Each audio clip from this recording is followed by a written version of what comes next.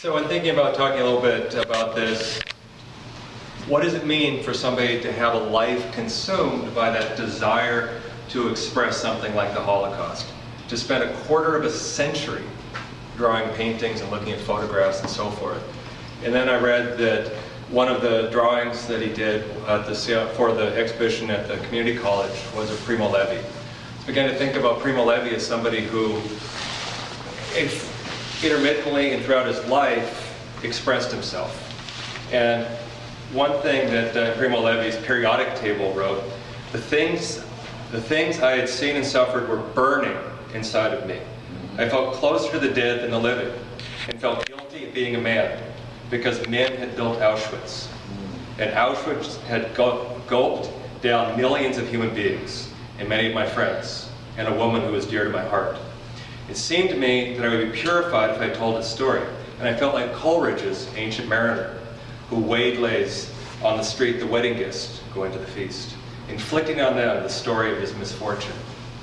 So the rhyme of the Ancient Mariner, which Levi is referencing, and he came back to many times in his life, was where someone who had experienced the horrors of life and himself had transgressed, because Levi himself felt that he had sinned in living and had sinned or transgressed in allowing others to die when he himself lived at Auschwitz.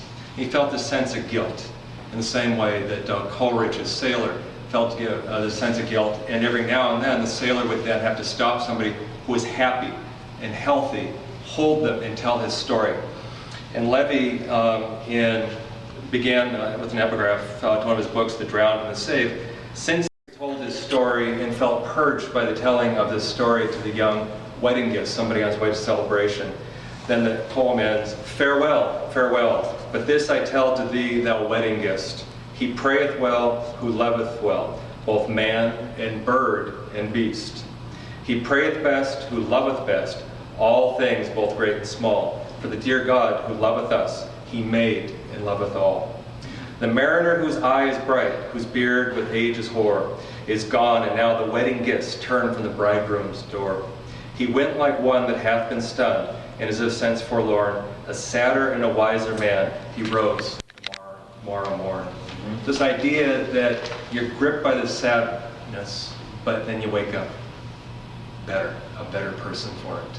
And I think that's what Akiva does. He grips a person, forces you to look at the agony, the suffering. Nobody wants to do that, but then they wake up tomorrow morn a better person. So thank you, Akiva. Thank you. Yes. Thank you, Andy. Yes. All right.